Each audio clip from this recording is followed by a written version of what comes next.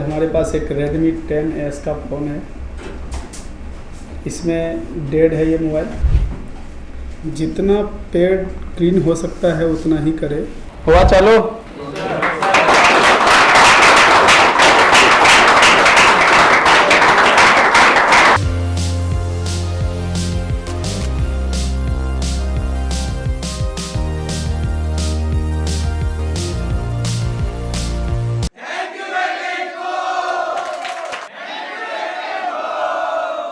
Hello दोस्तों, एक info का यूट्यूब चैनल में आप सभी का स्वागत है। दोस्तों आज हमारे पास एक Redmi 10S का फ़ोन है। इसमें डेड है ये मोबाइल और ज़्यादातर Redmi 10S के अंदर जो है प्रॉब्लम आते हैं कि उसकी CPU जो है वो मेल्ट कर जाते हैं। कई बार आप अपडेट करते समय अगर फ़ोन बंद हो जाता है, कई बार आपका सॉफ्टवेयर करते समय बंद हो जाता है। जैसे अपडेट करते हो वहाँ पर अपडेटिंग चलता है, उस दौरान बंद हो जाता है। चार्जिंग में लगे लगे बंद हो जाता है। तो इसमें ज़्यादातर जो है CPU का इशू आता है, क्योंकि CPU इसमें बहुत साइज़ का छोटा दिया हुआ है, जिसके वजह से क्या होता है कि ये ज़्यादा हीटिंग के कारण उसकी बॉल जो है मेल्ट कर जाते हैं, जिसके वजह से फ़ोन डेड हो जाते हैं। या फिर पोको गरम देखे होंगे, ऑडियो नहीं आना, उसके बाद टच नहीं चलना अपडेट के बाद, कुछ इस तरीके का फॉल्ट आते हैं, जिसको हम DNA फॉल्ट के तहत जानते हैं। जो भी DNA फॉल्ट होते हैं, जैसे आप सैमसंग A50 वगैरह को जानते होंगे डबल टेकर के, अगर उसमें हैंग ऑन लोगो वगैरह आता है तो हम डबल टेकर ही रिवॉल्व करते हैं। तो ऐसे ही इस मॉडल के अंदर एक DNA फॉल्ट है जो कि CPU रिवॉल्व होगा। DNA फॉल्ट में दोस्तों ज़्यादातर आपका CPU MMC से ही प्रॉब्लम सॉल्व होता है। आपने OnePlus का देखा होगा, क्रैश डंप का मैसेज आता है, वो भी आपको रैम को रिवॉल्व करने से जाता है। तो इस तरीके का प्रॉब्लम जो है वो DNA फॉल्ट से ही होता है। तो यहाँ पे भी बिल्कुल एक फ़ोन मैंने खोला तो इसमें देखा कि फॉल्ट है डेड का, तो मैं सोचा फिर ये एक ब्लैक पेस्टेड का वीडियो बना ले। तो देख सकते हो अभी मैं इसका सील्ड उतारूंगा। इसमें मैक्रोन का MMC लगा हुआ है, देख सकते हो मैक्रोन का चिप लगा हुआ है। इधर ये इसका CPU है, ये पूरा ब्लैक पेस्टेड है। तो मैं इसके अंदर CPU और MMC दोनों ही रिवॉल्व करके दिखाऊंगा।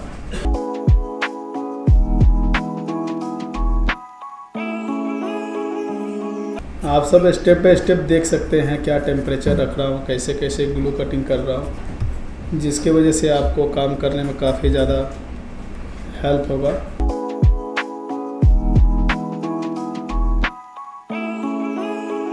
हालांकि इस कंडीशन में सिर्फ हमको CPU ही रिवॉल्व करना पड़ता है। तो मैं यहाँ पे आपको कंप्लीट इसका CPU MMC रिवॉल्व करके दिखाऊंगा।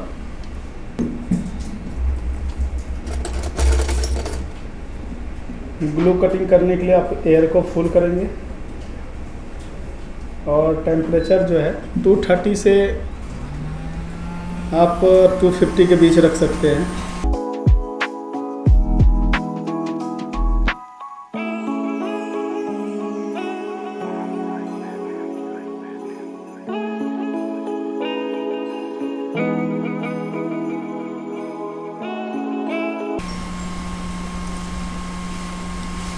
बहुत से टेक्नीशियन इसमें 2-3 बार ऐसे से करके कट करते हैं, जिसकी वजह से बोर्ड पे निशान आ जाता है। आपको इस तरीके से काम नहीं करना। हम देखते हैं इसका सबसे पहले CPU को रिवॉल्व करके देखते हैं। अगर ये सक्सेस नहीं होता है तो हम इसका MMC भी रिवॉल्व करेंगे।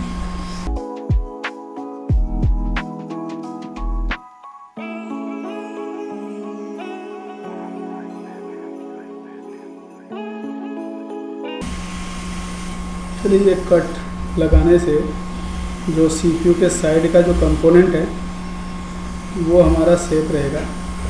ग्लू तो कटिंग हो चुका है, इस पर निशान देना बहुत ज़रूरी है। अगर आप साइड से कटिंग नहीं करोगे तो होगा यूँ कि कंपोनेंट जो है वो निकल के IC के साथ आ जाएंगे।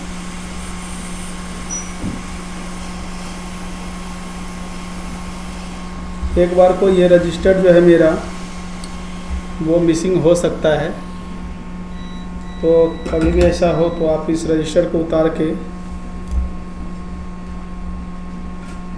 इसको किसी जगह पर रख लें।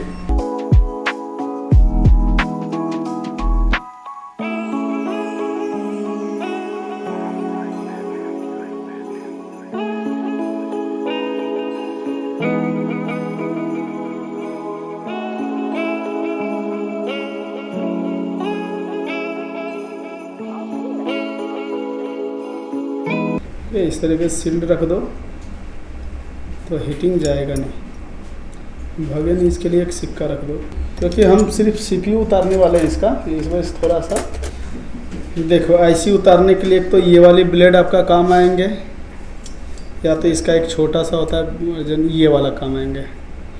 तो हम सबसे पहले देखते हैं इस आईसी को ही इससे उतार के देखते हैं। आईसी उतारने के जो टेम्परेचर होगा वो 350 तक जाएंगे हम। फिलहाल हमने कम रखा हुआ है अभी।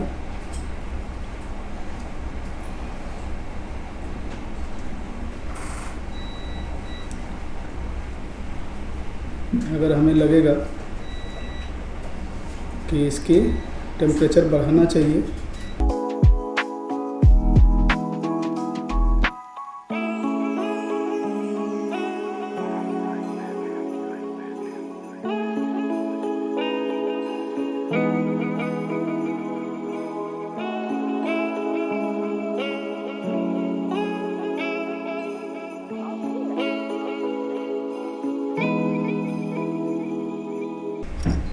आसान होता है, कोई ज़्यादा वो नहीं। अगर आप टेम्परेचर का थोड़ा सा उकताएंगे नहीं काम में तो सही होता है इसका काम।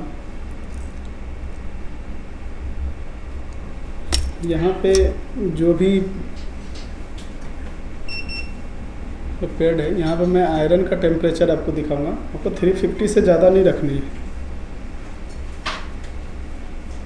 मेरा टेम्परेचर अभी भी थोड़ा कम करेंगे, 280 से लेकर के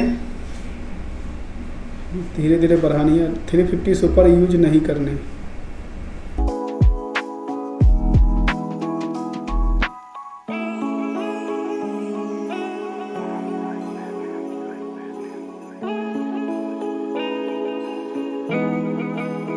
कई बार क्या होता है, जब ये ऐसी होती है ना, इसकी सोल्डिंग जो होती है थोड़ा सी हार्ड होती है। सॉफ्ट करने के लिए 138 का पीपीडी को आप इस पे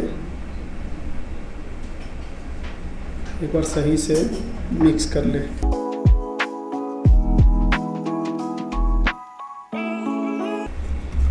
अच्छी तरीके से सब जितने भी बॉल हैं आपको ये कंपोनेंट पे नहीं लगाने हैं।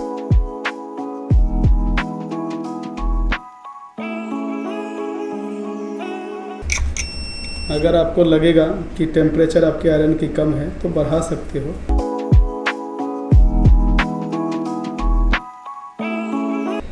यहाँ पे मैं डिसोल्डर वायर लूँगा।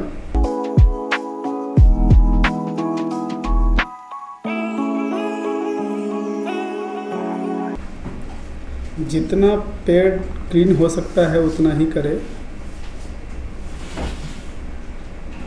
इसमें डिसोल्डर वायर को आपको ना प्रेस नहीं करनी है ज़्यादा, हल्का हाथ रखना।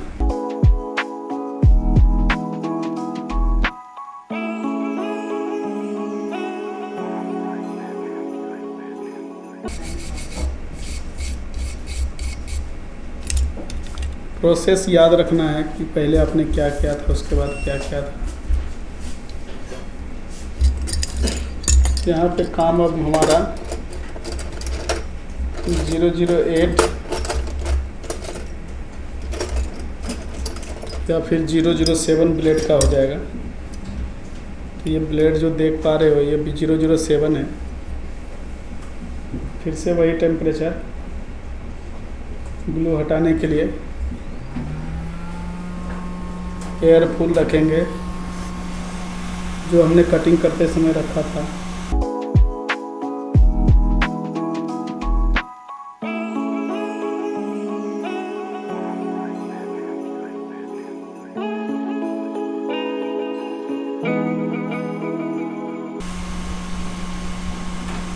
अगर लगे कि टेम्परेचर कम है तो आप बढ़ा सकते हो।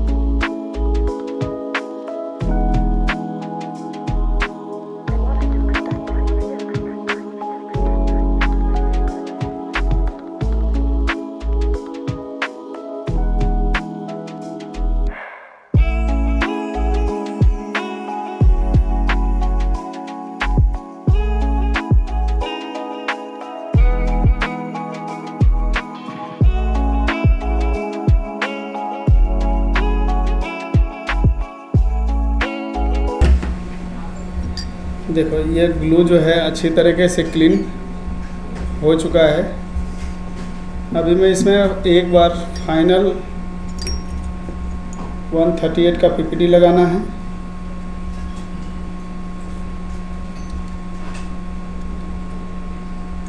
पीपीटी ज़्यादा ना रखें, ज़रूरत पड़े तो दोबारा ले लें, लेकिन ज़्यादा रखेंगे तो इधर उधर फैलेगा। और आयरन से सभी पैड पे एक बार को रिसोल्ड कर दें।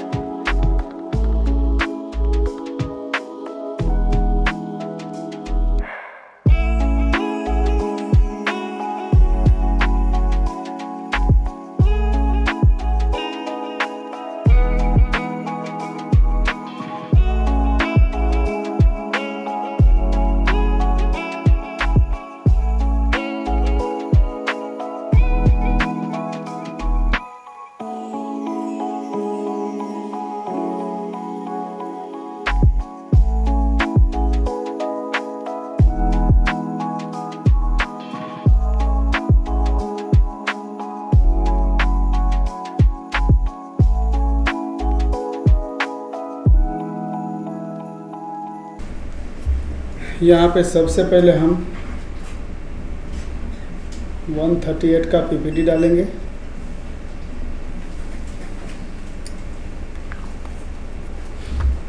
और पेस्ट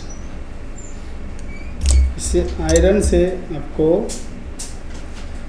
जहाँ तक होगा बॉल को डिसोल्व करनी है, यानी कि जो सारे शोल्डर वायर हैं उनमें बराबर हो जाए।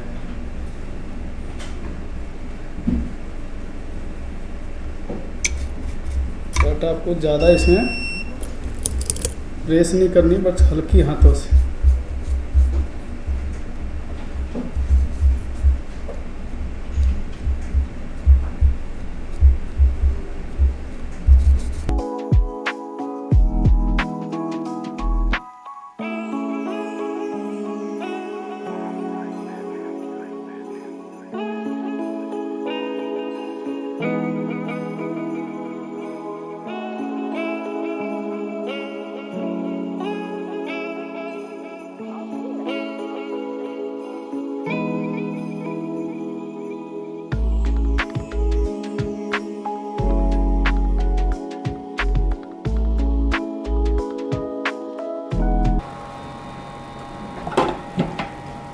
तो इस तरीके से आप सीपीयू को स्क्रैच नहीं होने देंगे।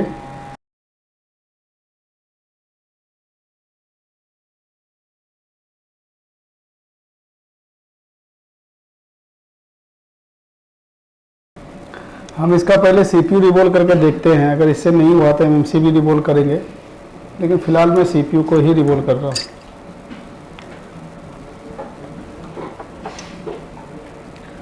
आयरन की टेम्परेचर आपको ध्यान रखनी है,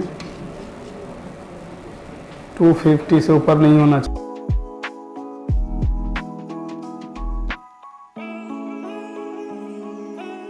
इसमें बहुत से बॉल पे जो है शोल्डर नहीं पकड़े हुए, तो हम इसको घिसने का ज़रूरत नहीं है। डिशोल्डर वायर को ज़्यादा प्रेस नहीं करना।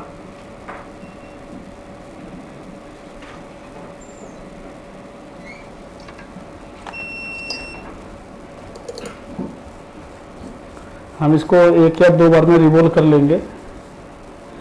जो सिल्वर पॉइंट नहीं हुआ है, कई बार ना वो जल्दी रिवॉल्व नहीं होगा।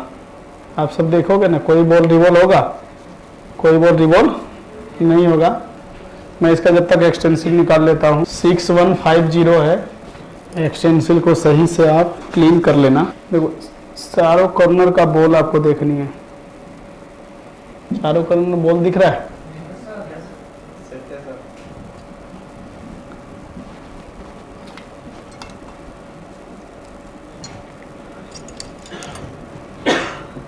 पीपीटी भरने से पहले आपको इसको करना है प्री हीट।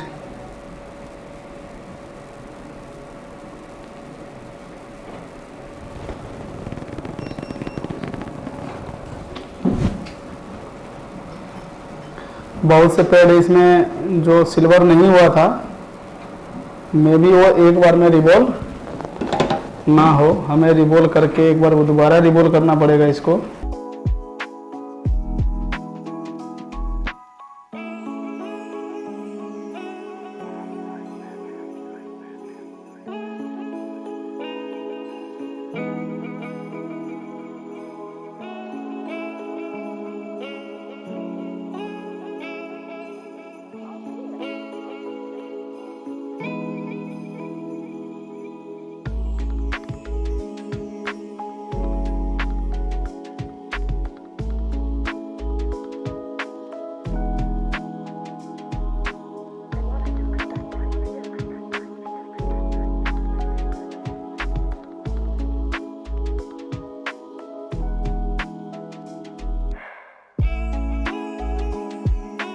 देखो कभी एक बार एक बच जाए, इसके लिए आपको फिर से रिवॉल्व करने की जरूरत नहीं है। एक बार उठाओ और यहाँ रख दो, ये वहाँ फिट हो जाएगा। और कई बार ध्यान रखना कहीं बाजू वाले में फिट हो जाता है। देखो कहीं स्क्रैच ऐसी नहीं होना चाहिए, इस बात का ध्यान रखोगे। एक बार में रिवॉल्व हो गया ये, अगर एक बार में नहीं होता तो हम एक बार फिर से ट्राई करते हैं।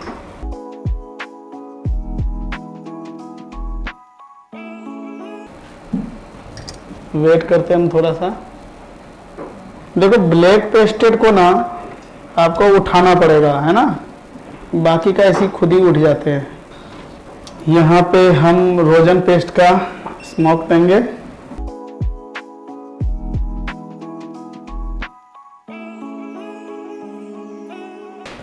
देखो इस कंडीशन में ना दोनों रिवॉल्व करना पड़ता है, समझे क्या। हम पहले एक करके देख रहे हैं, अगर नहीं हुआ तो हमें दूसरे को भी उतारना पड़ेगा।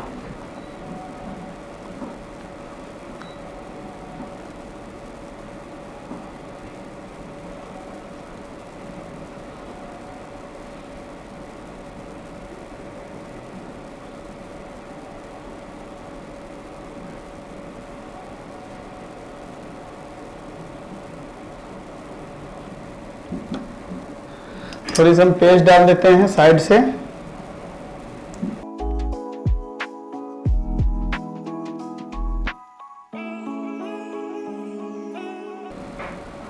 देखो ब्लैक पेस्टेड कैसे उठाते हैं बोर्ड से, ये तो आपको पता चल गया होगा।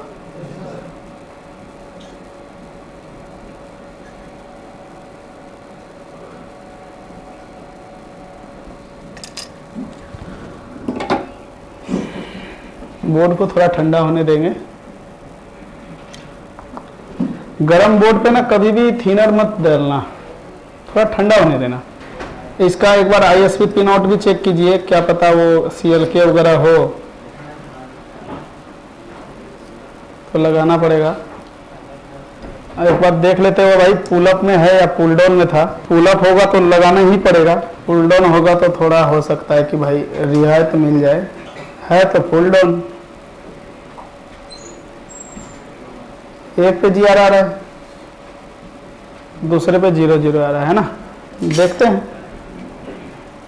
अच्छा ये मॉडल जो फोन है ना, ये DC सप्लाई से ऑन नहीं होता है, को बैटरी से ही ऑन करना पड़ेगा और इसकी चार्जिंग पत्ता होना बहुत जरूरी है। ऑन करते समय बैटरी चार्ज होना चाहिए, चार्जिंग पत्ता सही होना चाहिए।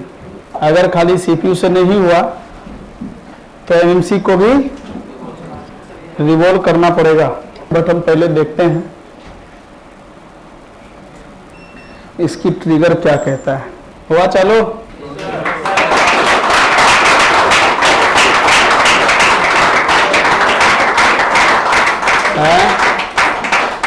आप सबको लोगो दिख रहा होगा रेडमी का, आवाज भी आया होगा। कैसा लगा? अगर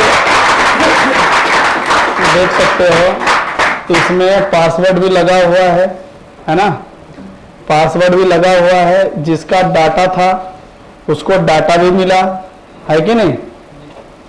तो ये DNA फॉल्ट के तहत ये प्रॉब्लम आते हैं। हमने देखो मैक्रोन का एमएमसी था इसका, था ना, हम सोचे यार एमएमसी का तो इशू है नहीं, तो एमएमसी को करके कोई फायदा है नहीं, है ना। हाँ, अगर हीट लग जाता हमसे तो एमएमसी को भी करना पड़ता। मार्केट में इस काम का 2,500 से 3,000 रुपये चार्ज लेते हैं, गारंटी भी नहीं देता है। अगर आप इस तरीके से फोल्ड करोगे तो भाई साहब 101% आपका फ़ोन बन के जाएगा। अभी देखो इस फोल्ड को हमें रिपेयर करने के लिए ना तो हमने डायग्राम खोला, है ना तो हमने सेमेटिक खोला, हमने सीधा हैंड स्किल से काम किया नहीं किया। तो इस तरह के काम ये डीएनए फोल्ड के तहत आते हैं, है ना। अगर आपका हैंड स्किल अच्छा रहेगा और सबसे बड़ी बात सही वक्त पे सही डिसीजन लेते हो। हमने देखो डिसोल्डर वायर भी यूज किया ना, हमने गीला पीपीडी से ही रिवोल्व किया, 1 टाइम में ही रिवोल्विंग भी किया। हैंडसेट हमारा आपके सामने चालू है, रिजल्ट है। दोस्तों मैं आप सबको यही कहना चाहूँगा, अगर आपको इस तरीके का ट्रेनिंग लेना हो तो आप हमारा यूट्यूब चैनल पे नंबर दिए हुए उससे कॉल करें और हमारा इंस्टीट्यूट को ज्वाइन कर सकते हैं। दोस्तों इंडिया में ऐसा कोई नहीं, इंडिया से बाहर ऐसा कोई नहीं होगा जो AK इन्फो को फॉलो नहीं करता होगा। तो आप सबको अगर लगता है कि आपको डीप लेवल में सीखना चाहिए, डायग्राम के बारे में समझना चाहिए, कब कौन सी IC पे काम करनी चाहिए। दोस्तों आपको IC उठाना लगाना कोई भी सिखा सकता है।